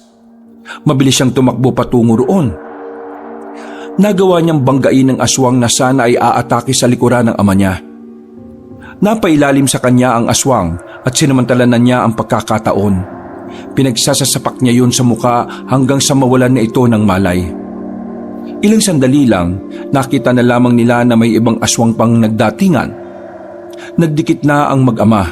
Hindi nila magawang tumakbo dahil nakapalibot na ito sa kanila. Harapin ko sila tapos ikaw. Tumakbo ka na palis ha. Hindi ho pwede yun, Tay. Sasamahan kita. Kailangan mong mabuhay. Kailangan ka ni Benoy. Pero hindi rin kita kayang iwan dito at hayaan na lang na mamatay. Kailangan ka namin, Tay. Marami akong pagkukulang sa inyo. Kaya hayaan mo kong gawin to para makabawi. Kailangan kitang mailigtas para kay Benoy. Kaya sige na, umalis ka na dito anak at ako nang bahala rito. Pero Tay, ano ba? Makinig ka sa akin. Umalis ka na rito. Hindi kayang iwan ng binata ang kanyang ama. Kaya naman nanatili lang siya sa tabi nito hanggang sa parami na ng parami ang mga aswang. Noong mga sandaling ito, ramdam na rin ni Benjo na hindi na sila uubra sa mga yon. Nawala na ang pagkakataon niyang makaalis kaya sabay na silang mamamatay. Mabuti na lamang dumating ang mga manunugis. Pinangungunahan ito ng binatang si Donnie. Pinagtititira ng mga yon ng palaso ang mga aswang. Dahilan para magpulasa ng mga yon. At ang iba naman ay tinamaan din. Huwag niyong patayin kung buhay pa. Magagamit natin yan para malaman kung nasa ng iba pang aswang. Napatingin si Donnie kay Mang Douglas pati na rin kay Benjo. Nag-aalala itong lumapit sa kanila. Nasaktan ba kayo? Hindi naman. Ayos lang naman kami. Mabuti na lang at dumating kayo. Akala ko todas na kami mag-ama. Pasensya na't medyo nahuli. Meron lang kasi kaming pinuntahan eh. Pero ngayon, makakasama na natin ang bahalang humabol sa mga yun. Pinuno, ano kayang meron at bakit parang mas nagiging maras na sila? Simple lang ang kasagutan. Nararamdaman nilang malapit na silang mapatay ng mga manunugis. Napalingon sila sa gilid na kung saan naroon ang isang aswang na tinalian. Agad itong nilapitan ni Donnie. May kinuha itong plastic bottle na may laman na likido. Ikaw, aswang ka. Paitatap. May tatanong ako sa'yo. Hindi ka masasaktan o sasagot ka na maayos. Ngayon, ituro mo sa akin kung nasaan ang baryo ninyo. Hindi sumasagot ang aswang. Kaya naman binuksan na ni Donnie ang bote at binuhusan sa muka ang lalaking aswang. Sigaw yun ang sigaw dahil sa hapdi na nararamdaman ito. Mas mahihirapan ka lang kung hindi ka magsasalita. Ngayon, uulitin ko ang tanong ko. Nasaan ang baryo ng mga aswang? Ano? Hindi ka pa rin sasagot? Sige! Sige, sasabihin ko na. Sa baryo Ordaneta, naroon ang baryo namin. Naroon lahat ng aswang. Kapag diniretso nyo kagubatan sa likuran ng bundok na yon. Kapag diniretso nyo kagubatan sa likuran ng bundok na yon, naroroon yon. Kinabahan si Benjo nang marinig niya ang sinabing yon ng lalaking aswang. Alam niyang ang aswang na yon ay hindi parte ng samahan nila Mang Karyon. Naniniwala siya kay Mang Karyon na walang aswang na masama sa kanila. Kaya naman hindi mapakali ang kalooban ni Benjo noong mga sandaling yon. Nahuhulaan na niya ang mangyayari. Maganda ka ng tao. Lulusubin natin ang baryo Ordaneta na sinasabi nito. Hoy, Benjo! Benjo! Bigla-bigla na lamang tumakbo ang binata paalis. Mabilis siyang umuwi at pagdating niya, inabutan na niyang gising si Benoy kasama si Jojo. Agad niyang hinila si Jojo at pabulong na kinausap. Pre, alam na ng mga manunugis kung saan yung Baryo Urdaneta. Ano? Paano nangyari yun? Yung mga lumusob na aswang na masasama, nabiyag ang isa sa kanila. Nilaglag niya ang Baryo Urdaneta. Sinabi niya na yun daw yung baryo nila. Tingin ko plano ito ng mga masasamang aswang eh. Sinasadya nila para sila Mang Carrion ang mapagbuntunan ng mga manunugis. Kung ganon, kailangan pala nating abisuhan sila Mang Carrion. Sige, hintay mo ko rito. Ihatid ko lang muna si Benoy kay Aling Wanda. Walang sinayang na pagkakataon ng binatang si Benjo. Kinarga na niya ang kanyang kapatid at saka tumakbo patungo sa bahay ng matandang babae. Kuya, saan ka ba pupunta? Bakit parang natataranta ka? Basta, saka ko na lang sasabihin sa'yo. Wala na akong oras eh. Sa ngayon, kay Aling Wanda ka na muna ha. Aling Wanda! Aling Wanda! Kadya! Ano bang sinisigaw-sigaw mo riyan? Gabing-gabi na! Iiwan ko po sana muna si Benoy sa inyo. May kailangan lang po akong asikasuhin. Nasaan ba ang tatay mo? Ay! Sandali! Ba't bastos na bata ito bigla na lang nagtatatakbo Ni hindi na lumingon si Benjo. Nang madaanan na niya si Jojo, ay agad na rin nilang tinahak ang daan.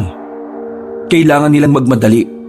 Kailangan nilang mauna sa mga manunugis para makaligtas agad ang mga aswang sa Baryo Urdaneta. Hingal na hingal ang dalawa habang tumatakbo at wala na silang pakialam kung ano ang maapakan nila. Hindi nila maramdaman ang matutulis na bagay na sumasabit sa balat nila. Nakatuon lamang sila sa kanilang layunin. Yun ay ang maiwasan ang malaking gulo. Pre, ayun na! Mas binilisan pa nila ang kanilang takbo nang matanong na nila ang maliwanag na baryo. Wala silang sinayang na pagkakataon. Pumasok agad sila roon at dali-daling nagtungo sa bahay ni Mang Carrion. Ikinagulat na matanda na naroon sila. Mang Carrion! Kabing-gabi na. Bakit kayo narito? Mang Carrion, may sasabihin kami. May sasabihin kami sa inyo. Ano ba yun? At bakit parang napaka-importante naman yan? Kailangan niyo pong lisanin ng baryong ito. Lisanin ang baryong ito? Teka. Ibig mo... Ano bang ibig mong sabihin? May mga aswang na umatake sa baryo namin kanina. Isa sa kanila nahuli. Inilaglag niya kayo. Nagpanggap siya na taga dito siya. Itinuro niya ang lugar na ito. Alam na ng mga manunugis na narito kayo, na mayroong mga aswang dito. Mga manunugis? Pupunta rito? Opo, kaya umalis na kayo ngayon. Hindi. Po, anong hindi? Hindi kami aalis dito. Marahil ito na siguro ang panahon para makausap ko mga manunugis. Para malaman nila na hindi lahat ng aswang ay masasama. Mang Carrion naman, hindi sila makikinig sa inyo. Ibang takbo ng utak ng mga manunugis. Hindi sila naniniwalang may mababait na aswang. Para sa kanila, ang lahat ng aswang ay iisa lang. Pare-parehong ipinanganak na likas na masasama. Hindi po sila ang uri ng tao na dapat niyong kausapin. Kasi hindi nila kayo maintindihan. Kaya kayo na lang pong umiwas bago pa sila makarating dito. Sige na po. Mang Carrion, sige na, makinig po kayo sa amin. Naniniwala po ako na mabubuti kayo, kaya ko ito ginagawa. Naniniwala ako sa inyo kaya gusto ko kayong iligtas. Huminga ng malalim ang matandang si Carrion. Napagtanto nitong tama nga ang sinasabi ng dalawang binata. Sige, ititipon ko ang mga tao ko. Kakausapin ko sila at kukumbinsihin. Pupunta ako sa gubat. Magiging lookout ako ron. Kapag nakita kong paparating na sila, babalik agad ako Tumakbo na agad si Jojo paalis, habang si Benjo naman ay sumama kay Mang Carrion. Makalipas lang ang ilang minuto, napagsama-sama na ng matanda ang kapwa nito aswang. Ipiniliwanag nila ang mga detalye. Pero sadyang hindi lahat ay sang-ayon sa kanilang pag-alis. Alam kong mahirap para sa inyo na iwan ang baryo na minahal natin. Ang iba sa inyo ay dito na tumanda at nagkaanak. Ang iba sa inyo ay dito na nagkaanak at dito na tumanda. Kagaya nyo, mahal ko rin naman ang baryong ito. Pero sa puntong ito, mas mahal ko ang mga buhay ninyo. Kaya naman, bilang namumuno sa inyo, nais ko makipagkaisa kayo sa gagawin natin pag-alis. Hindi natin pwedeng labanan ng mga manunugis. Hanggat maaari, ayaw ko na mga may masasaktan at mamamatay sa atin. Itong sinasabi ko lang ang pinakamabisang solusyon para maging payapa ang buhay natin. Ngayon, ihanda nyo na ang mga dalahin ninyo. Habang wala pa sila, ay aalis tayo ngayong gabi. Bilisan nyo na! Nagbulong-bulungan ng mga aswang. Ang iba ay nagsikilos na, habang ang iba naman ay nanatili pa rin nakatayo at nakaharap sa kanila.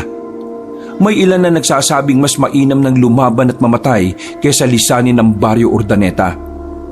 Talagang nagmamatigas ang iba, at dito nahirapan si Mang Carrion. Mga kasama, pakinggan nyo ako. Hindi na bilang pinuno kundi bilang isang kapwa-aswang na may parehong layunin gaya ninyo. Ano ba ang layunin natin? Di ba magkaroon ng payapang buhay? Hindi natin makakamit yun kung lalabanan natin sila. Hindi pa rin nakikinig ang iba sa kanila.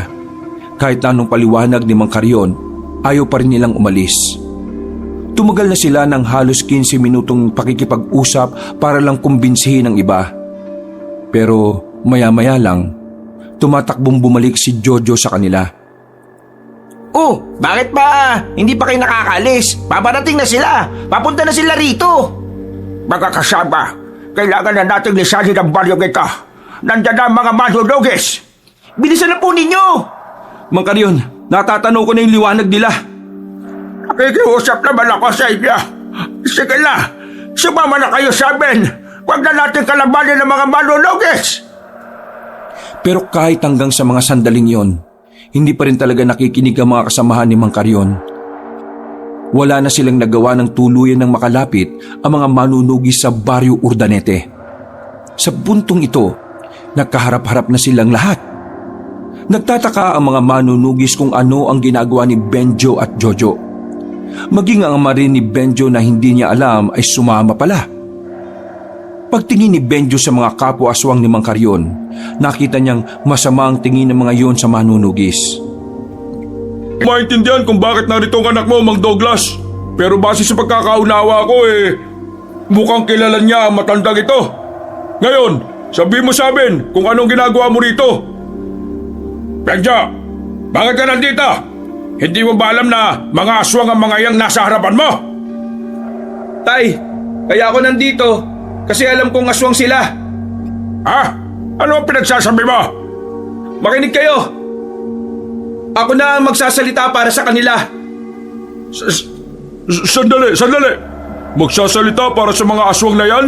Magsasalita para saan? Nakilala ko si Mang Carrion sa kagubatan. Nalaman kong aswang siya at dinala niya ako dito. Kaming dalawa ng kapatid ko na si Benoy. Pero hindi nila kami sinaktan. Nakita ko kung paano sila mamuhay. Hindi sila gaya ng ibang aswang. Dito! Itinuro ng isang aswang ang mga kasama niya. Tapos sasabihin mo, hindi sila masasama? Nakakalimutan mo na bang may mga pinatay silang tao? Hindi sila ang pumatay nun. May ibang aswang din na masasama. At hindi sila parte nun. Sa katunayan, tinutugis din nila ang mga aswang na yon. Pero sila, mabubuti sila. Sinubukan nilang mamuhay ng pangkaraniwan. Wala silang sinasaktan. Hindi sila kumakain ng tao, ni dugo ng tao, hindi nila tinitikman. Ay, maniwala kayo sa akin. Kahit si Benoy alam ito. Hindi sila masasama. Totoo po sinasabi ni Benjo. Kahit ako rin nung una, hindi ako makapaniwala. Pero minsan na rin kaming iniligtas ni Mang Carrion laban sa mga kapwa niya aswang. Kaya naman, nasisiguro namin na kakaiba sila sa mga nakasanayan natin. Paano ka nakakasiguro na mabubuting aswang ang mga ito? Gaano mo siya kakilala? Ako ba? Hindi ikaw! Itong anak ni Mang Douglas! Kailan ko lang sila nakilala. Pero nararamdaman kong talagang hindi sila masama. Una pa lang, alam ko na. Kasi kung masasama sila, dapat hindi na kami nakalabas ng buhay ng kapatid ko. Pinuno, may punto sinasabi niya. Hindi sa kinakampihan ko ang anak ko pero paano kung hindi pala mga aswang na ito ang tunay nating kalaban? Matagal na kaming nanahimik. Pero Ang mga masasamang aswang ang tumutugis ng pangalan namin. Malakas ang loob nilang gumawa ng masasama dahil pwedeng-pwede nila kami ituro. Maniwala kayo sa amin, hindi kami masasama. Walang masasamang aswang dito. Lahat kami ay mabubuti na. Ang gusto lang naman namin ay mabuhay na gaya ng normal na tao. Hindi pa rin ako kumbinsido na mabubuti kayong aswang. Isa pa, hindi ko kayang maniwala agad sa salita ng mga nilalang na alam kong maraming pinahirapan at pinatay. Sinasabi mo bang walang saysay ang usapan na ito? Magkakaroon lang to ng saysay kapag naituro nyo sa amin kung nasaan ang sinasabi nyo masasamang aswang. Ikinalulungkot ko pero maging kami ay hindi pa rin namin alam. Ilang taon na namin silang tinutugis pero masyado silang mailap. O baka naman ayaw nyo lang talagang ituro kasi wala naman kayo may tuturo. Dahil ang mga aswang na dapat talaga naming paslangin, walang iba kundi kayo. Sa sinabing ito ni Donnie ay nagalit ang mga kasamahan ni Mang Karyon. Nagsimulang umangil ang mga yon pero pinakalma sila ni Mang Karyon. Mga kasama, binahong kayo. Hindi tayo narito para makipagpatayan sa mga manunugis. Narito tayo para patunayan na hindi tayo masasama. Bakit ba kasi hindi nyo man lang magawang maniwala kahit na kaunti? Kung masasama silang aswang, kanina pa sana nagkagulo dito. Hindi nyo na ba naisip ang bagay na yon? Bagito ka pa talaga mag-isip. Tama ang sinabi ng tatay mo. Masyado kang mabait kaya madali ka lang malinlang. Wala kang alam na ang mga aswang ay magagaling manlinlang ng tao. Kahit na kailan, walang aswang na pinanganak na mabuti. Kaya hindi ka dapat maniniwala sa kanya. Yun ang akala nyo! Kasi ang pinaniniwalaan mo lang naman ay mga kasabihan na matatanda na habang buhay na bumibilog sa pananaw mo. Hindi mo kasi naranasan makihalubilo sa kanila eh. Kaya hindi ka talaga naniniwala. Tama ka. Hindi ko naranasan. Kaya yun ang dahilan kaya malabong makumbinsin niyo ako. Mang Douglas, itabi mo ang anak mo. Pati na rin tong kaibigan niya. Dahil kung hindi... Pinuno, baka naman pwedeng bigyan natin sila ng konsiderasyon. Maraming pinaslang na inosente mga aswang. Kaya wala rin tayong dapat pagbigyan. Kapag pinagbigyan natin sila, para na rin nating sinabi na ayos lang na namatay ang mga biktima. Maayos ka nga ng mga sinasabi mo. Nagsasabi naman kami ng totoo eh. Anak, wala na tayong magagawa. Pero hindi ako papayag na. Becca, iha, ayos lang kami. Sige na, sumama ka na sa ama mo. Papatunayan namin hindi kami masasama. Kung gusto nyo kaming paslagin, gawin niya. Pero mananatili lang kaming nakatayo rito at wala kaming gagawin. Mga kasama, ito na lang ang tanging paraan para patunayan sa kanilang hindi tayo masasama. Hindi pa natapos magsalita ang matandang si Karyon nang nauna ng kumilos sa mga kasamahan nito. Ang iba'y lumundag, ang iba naman ay gumapang patungo sa mga manunugis. Sa puntong ito, tuluyan ang walang nagawa si Benjo sa sitwasyon. Hinila na lamang siya ni Mang Douglas patungo sa gilid. Habang nakakapatayan ng mga aswang, nanatiling nakatayo ang matandang si Karyon sa gitna. Wala itong ginagawa. Seryoso ang mukha nito. At kahit unti-unting namamatay ang kanya mga kasama, nanindigan ito para patunayan na may mga aswang talagang mabubuti. Parang dinudurog ang puso ni Benjo ng mga sandaling yon. Nakikita niyang tumutulo ang luha ni Mang Karyon habang nakikitang pinapaslang lang ang mga kasamahan. Gustong tumakbo ni Benjo para kunin ang matanda, pero pinipigilan siya ni Mang Douglas. Huwag niyo akong pigilan! Ililigtas ko si Mang Karyon! Wala na tayong magagawa, anak. Mamamatay ka rin kapag nakialam ka pa. Wala akong pakialam! Nagawang makawala ni Benjo sa pagkakahawak sa kanya ng dalawa. Mabilis siyang tumayo at niyakap ang matandang aswang. Hinarangan niya ang katawan nito. At sa puntong ito, tila nakaramdam ng inggit si Mang Douglas. Nakikita niya kasi kung gaano kahalaga para sa binata ang matandang yon. Pero kahit na ganon, hindi niya magawang sisihin si Benjo. Naiintindihan niya kung sa iba mas nararamdaman ng binata ang pagmamahal ng isang ama. Marami siyang pagkukulang at hindi yun madaling mapupunan. Ang tanging magagawa na lamang ni Douglas ay suportahan ang anak sa mga ginagawa nito. Ano ba ginagawa mo, Benjo? Umalis ka rito at mapapahamak ka. Hindi ako papayag na mamatay kayo. Kailangan nila muna akong unahin. Ay, isa pa. Ano bang ginagawa mo, Benjo? Umalis ka rito at mapapahamak ka. Hindi ako papayag na mamatay kayo. Kailangan nila muna akong unahin. Benjo, umalis ka na. Hindi ka namin hayaang mamatay, tanda. Tay? Mahalaga na rin sa akin kung anong mahalaga sa iyo, Benjo. Kaya sasamahan kita. Habang patuloy pa rin ang patayan, nakaharang ang mag-ama sa matandang si Carrion. Hindi nila ito inaalisan kahit pa sinasabihan na sila ni Donnie. Pinagtataksilan mo ang samahan, Mang Douglas! Umalis ka dyan! Kung pagtataksil sa samahan ang siyang poprotekta sa lahat ng mahalaga para sa anak ko, masaya akong magtataksil. Pasensya ka na, pinuno. Pero sa ngayon, si Benjo ang pipiliin ko. Naririnig mo ba sinasabi mo? Hindi mo ba nakikita ang nangyayari? Pinapatay ng mga aswang dito ang kasamaan natin. Dahil inisgahan niyo sila at hindi niyo pinakinggan. Dahil mahirap silang paniwalaan. Ininsulto nyo sila eh! Ininsulto nyo ang moralidad nila! Hindi naman naatake yung mga aswang dito eh, kung hindi nyo sinabing likas na masama sila.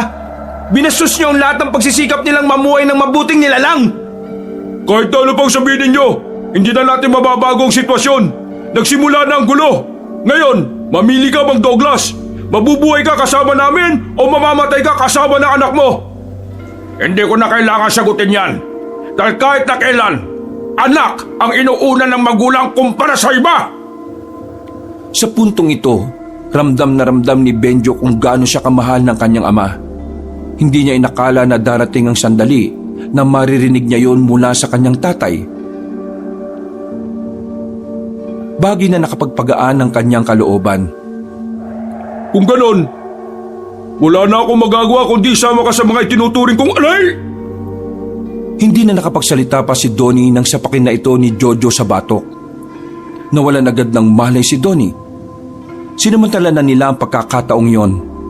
Habang nakikipaglaban pa ang mga manunugis, itinakas na nila si Mang Carrion.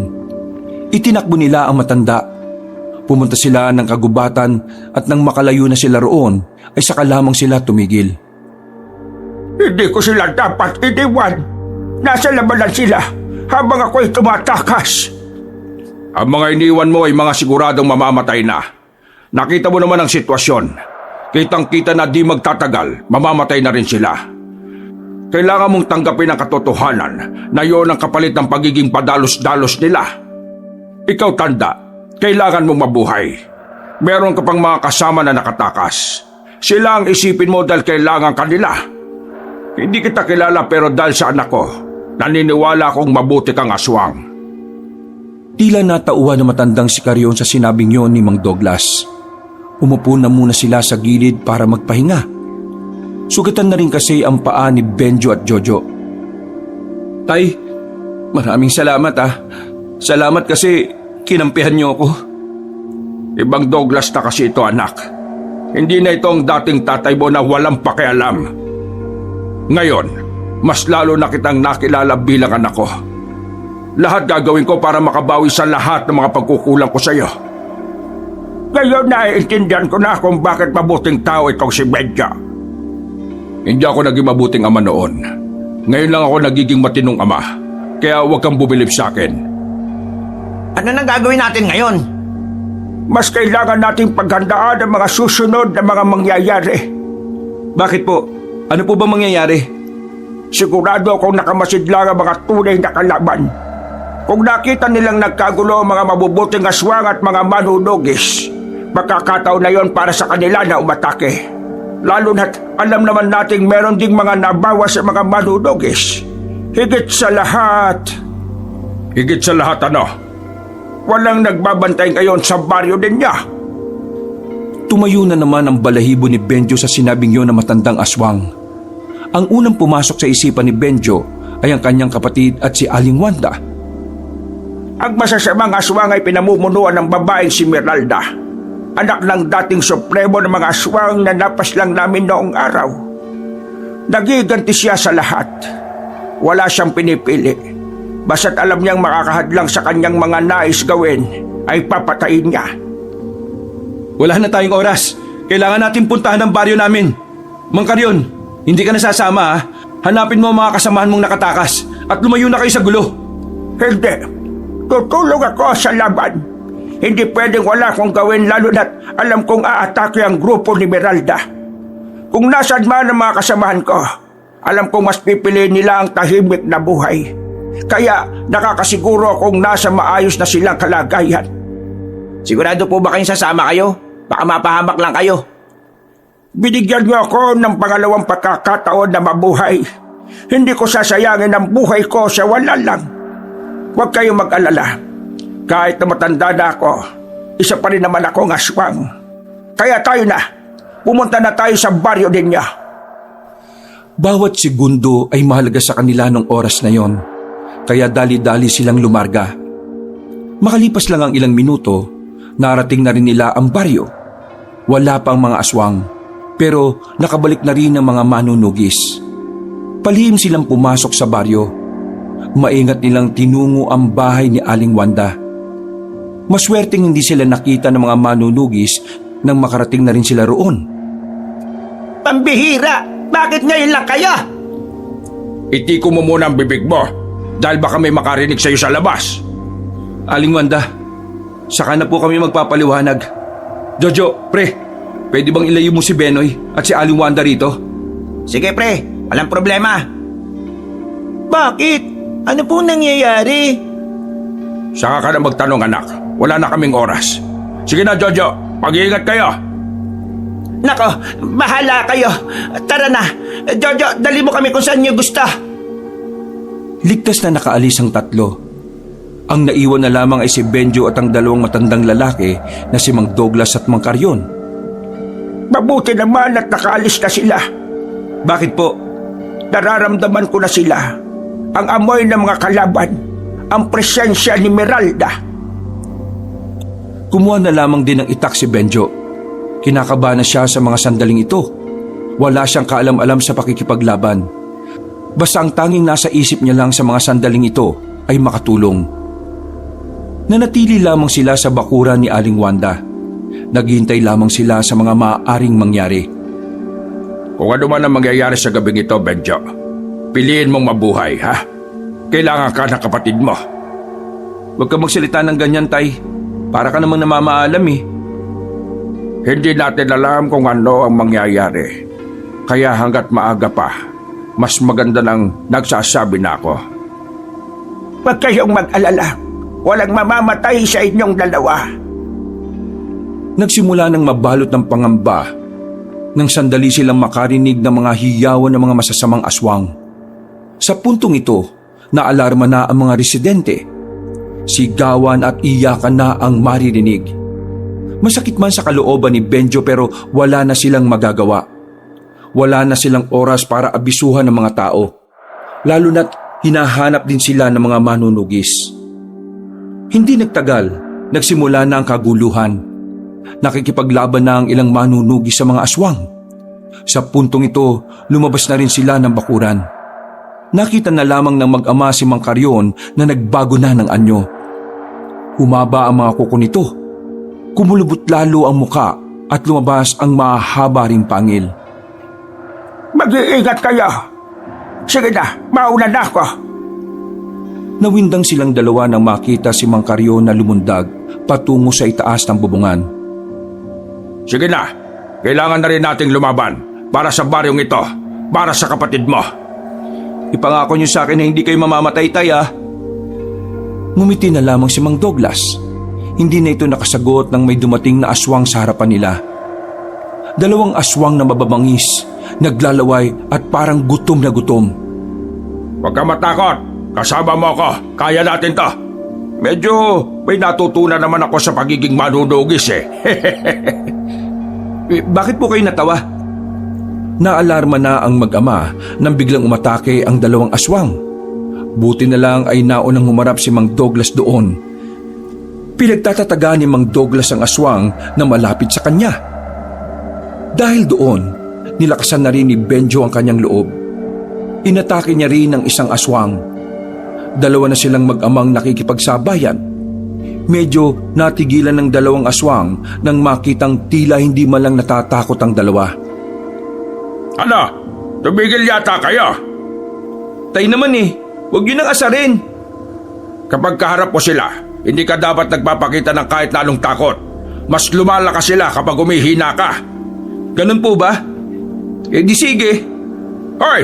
Sira ulo! Nauna nang umatake si Benjo at sa ginawa niyang yon, tinamaan niya ang isang aswang. Bumulagta agad yon dahil sa mismong bunbuna na dali. Hindi pa nakontento si Benjo. Agad niyang nilapitan ng isa pang natitira. Tatakas pa sana yon pero tinamaan ni Benjo sa balakang. Nang mapadapa ito ay tinaga niya yun ulit sa ulo. Nangisay-ngisay pa ang aswang bago ito malagutan ng hininga. Tay, ayos po ba yon? Mahusay ka naman pala. Pagtapos ng laban na to, gagawa tayo ng bagong grupo ng manunugis, ha? Matapos yun, ay tumungo na rin sila sa mga nagkakagulo.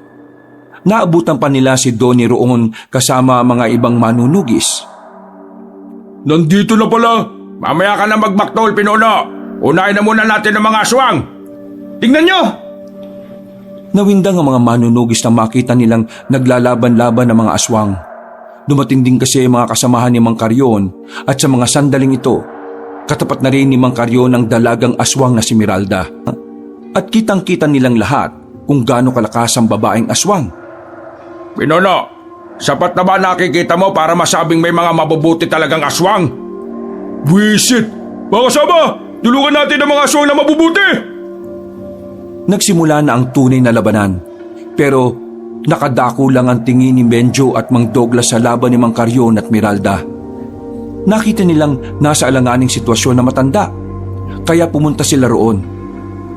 Bakit kayo nandito? Doon kayo sa ibang aswang. Mapapahama kayo rito. Tutulungan po namin kayo. Huwag kang mag-alala. Huwag ka masyadong ma-pride.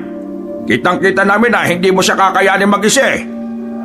Kaya nandito rin ako. Tutulong ako laban sa babaeng yan. Pinuno! Saka na natin pag-usapan ng mga hindi pagkakaintindihan. Sa ngayon, kailangan natin magkaisa. Tumawa ng malakas ang babaeng si Miralda.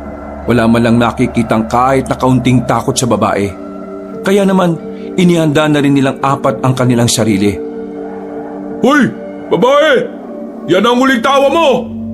Mamili ka ngayong gabi sa papaanong paraan mo gusto mamatay. Brutal o casual? Hindi nakakapagsalita si Miralda.